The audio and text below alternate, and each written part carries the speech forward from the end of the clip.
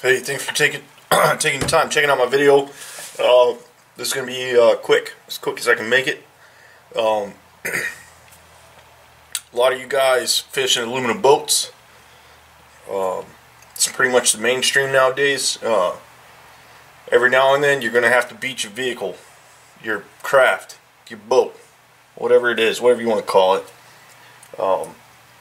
I beach mine quite a bit. Whether it be because you got to drop a deuce or there's no dock and you're going to beach it so you can pull your truck down because there's nobody to tend to it. So one of the problems I've been having is excessive wear on the front part of my aluminum hull, and I'm going to negate that. I'm going to take that away. The way I'm going to do it is with truck bed liner. Now, I'm going to use the cheap stuff from Harbor Freight. This was $5.99 a can, and I got it with a 12 or 20% off coupon. Here's the deal. One can will go a long way. I got two, just because, who knows. And second thing is, why would you go with the cheap stuff? Well, it's going to be underwater most of the time. I don't care if it fades slightly. I only care if it does its job. And this will do its job. It's been proven time and time and again. You can do the roll-on, which is probably much easier, but this is much cheaper than getting the $40 roll-on bucket. You could probably do two boats with one whole bucket. I mean, two entire boats, maybe 20 feet with one roll-on bucket. One can's going to be more than enough to do what I'm asking it to do. If you feel this isn't up to your standards and you want the more expensive stuff, go ahead and spend the money on it. If you say, hey Jacob, it's gonna fade in a couple years and I'm concerned if it fades, well, spray paint it black. It'll look the same as it did before and it'll last a while. As it is, this stuff will spend 2 or 3 seasons in the water and look just the same as it did before. And have a few scuffs that your aluminum did not have to take. Now, my boat's riveted, so getting scuffs and dents in places may affect the watertight integrity of the hull. So this will push that concern to the side. How am I going to do this? Well, first I'm going to tape off the area that sees the most wear and tear. I don't have to do the whole boat. I only have to do the part when your boat first lands. Right? You hear that noise? Where is it about halfway through that noise does it stop? That's where you want to do this because that's the brunt of it. That's the nasty stuff. So got everything taped off already. Second thing, you got to clean and sandpaper it. Why do I have to sandpaper it? This is 100 grit. They recommend 80. Couldn't find 80. Got 100. It'll work just fine. Just grit it, or just on your final little quick pass, just be a little bit lighter with it. It'll do the same job. You don't have to clean the hull if you're doing this, because the sandpaper is going to do the washing for you, right? The initial washing. There's more to it. You're going to want to have some gloves. I've got some of these vinyl gloves. Cheap, super cheap. They do the job. Why do I want to wear gloves? Your skin has oil on it. When you're doing this job, any oil between the paint and the hull is going to affect its ability to do its job. Minimize that and it'll last 10 times better than if you didn't bother to do with that in the first place. You'll see a lot of guys complain, well, that doesn't work for me, it didn't work for me, I did this, I did that, and it's still chipped and peeled and did all this nasty stuff. Yeah, I did it because you didn't follow a good procedure. Now, so tape, sandpaper, and after you sandpaper, you want to clean it. Acetone is your preferred cleaning solvent. Went to 3 different auto parts stores this afternoon. Couldn't find any acetone. Got a full bottle of this Roncinol. Pretty much the same stuff. It evaporates quickly and it eats through oil. So I'm going to use a lint-free cloth, which are bagged up right now, and I will wipe the surface down after my sanding with this. They say to wash it with water. Let me get into my quick bit on that. Adding water to it, however insignificant, promotes rust, and that water's not going to dry. Hit it with a heat gun if you do the water. Hit it with a heat gun for a second to get all that water out of there, and then do your acetone, Roncinol, whatever you want to do, treatment.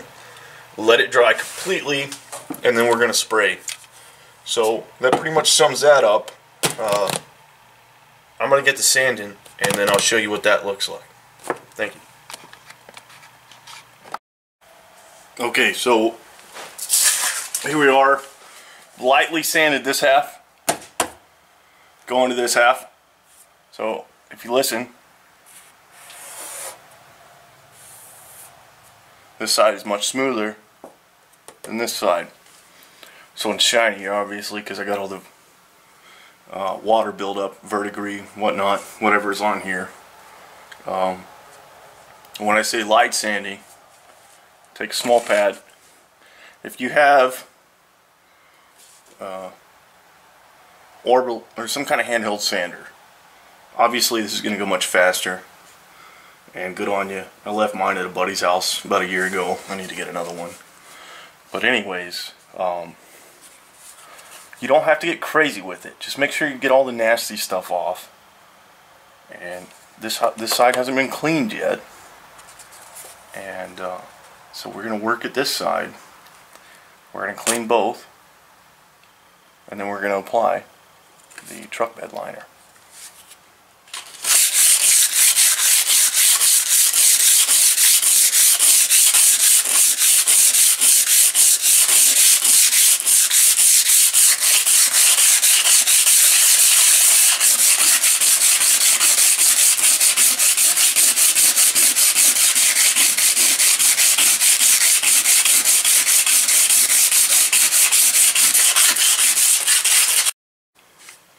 So I'm at the point where I feel the sanding's complete. Other people may say, oh no, you need it perfect. No, you don't. You got good scratches in the surface. The paint's it's got plenty of surface area to adhere to. Not all your colors match up. Yeah, well, this is aluminum from 1992. I'm not going to go through the time to polish it all and remove every bit of oxidation. Excuse me, as some people would with a brand new truck. And this is going to be seeing the water all the time. The prep work will suffice. So now I'm going to take lint-free cloth, wipe it down with the Roncinol. Don't use Roncinol, that's dumb, that's what people are going to say. First off, the people at Roncinol will be like, hell yeah, that'll work, because they know. It's not that much different, okay? If you have acetone, use it. If you have a Zippo lighter that needs fluid and it ain't working, use acetone. Do whatever you want. I say, if it gets the job done and the tool does what it's meant to do, or what it's capable of doing at the end of the day, then it's complete. Important thing is your hands. Wash them. Wash them with Dawn detergent, something similar. Remove all the oils and switch to gloves. From this point on, you want to be wearing gloves. And also good ventilation and respirator if you have it for applying. So next I'm going to clean, and then after that we'll apply. Okay, so everything has been wiped down.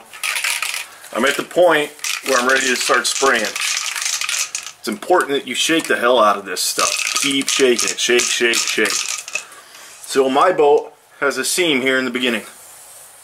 I'm going to follow this seam first, and I'm going to fill this seam in because I want it full first. If I work my way from the outside in, I may miss that seam, and then I'll have a gap with air in it. I don't want that. I'll start with the camera on, but I'm going to turn it off and move it, because this stuff, once it's attached to something, it is not going anywhere. It doesn't play around. So keep that in mind. Don't do this next to your fancy sports car, because you'll ruin the paint.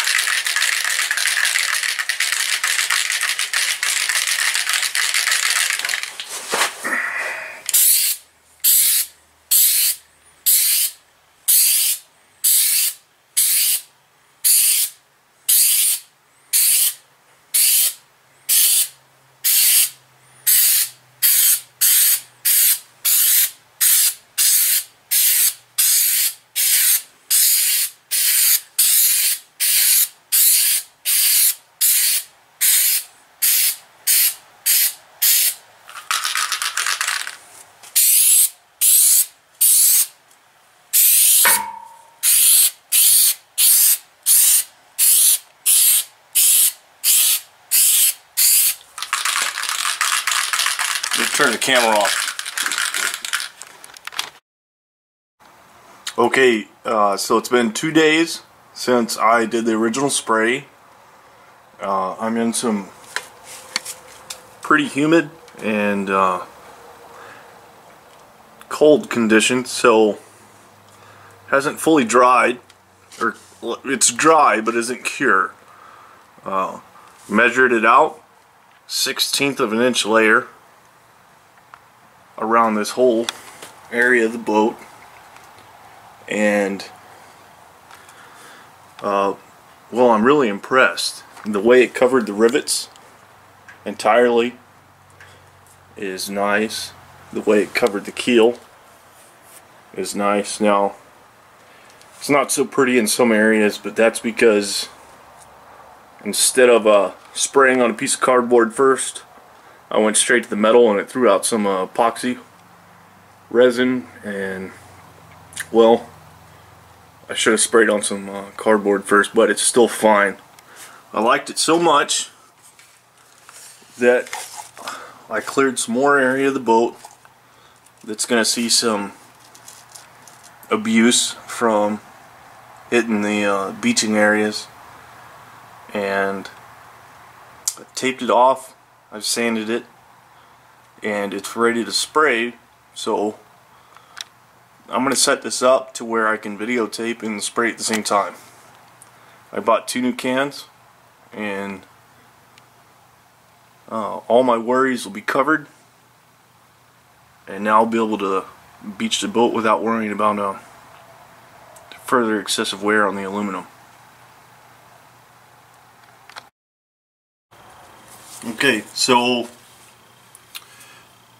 you can see some of the bit here from what I previously sprayed. The keel, bottom of the boat, some wear marks, my tape.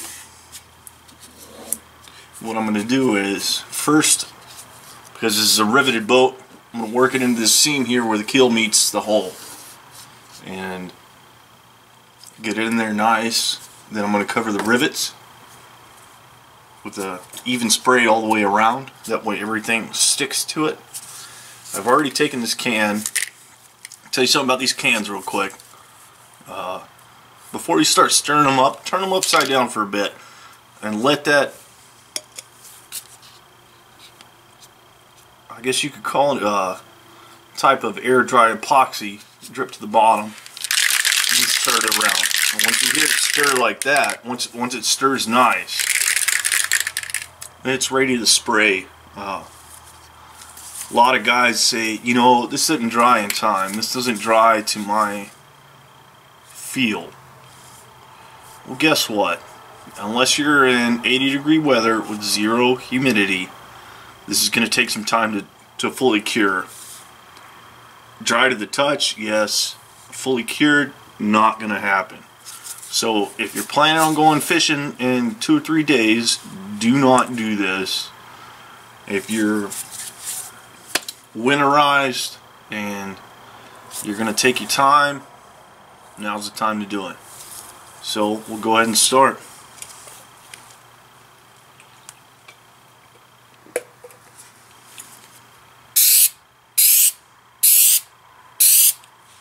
Quick bit. You'll notice my boat is off the trailer. I have it on jack stands. Take your time doing that. Be safe about it. And I have a shop towel covering most of my trailer. 2 or 3 shop towels. Can't argue with it. Beat them all to hell and abuse them. It's just another tool.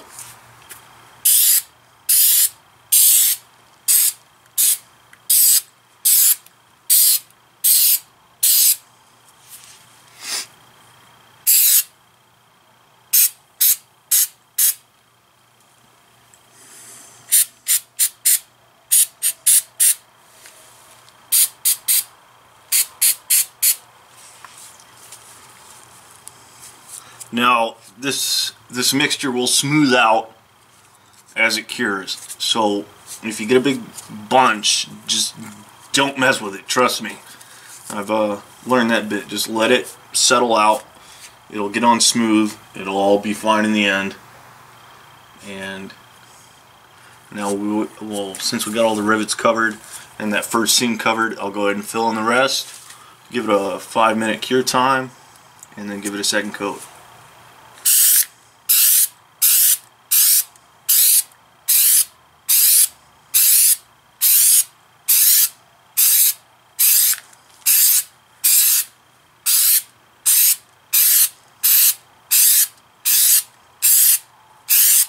Like I said earlier, this stuff will get everywhere. So I'm risking my camera here. If need be, I'll get another one.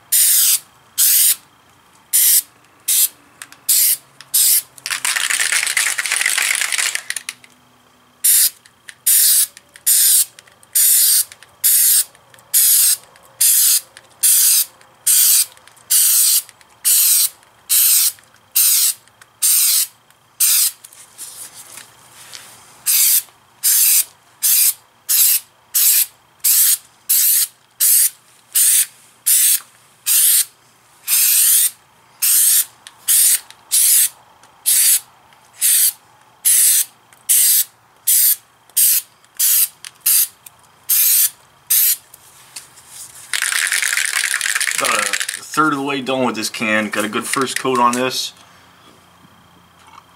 I'm going to let that sit for a minute and we'll give it a second coat. Okay, so got the first coat on the second half of my project here. Going to go ahead and finish up the last bit of it. And I'm going to take what I have left, this last can, and put it on there. Now, if you're doing what I'm doing, do not expect this to dry or fully cure anytime soon. It's just not going to happen. But it will last, and I will do a follow-up on this setup.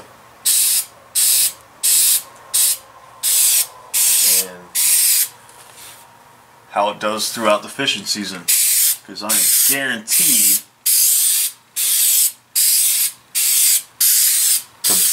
to bump up against some rocks.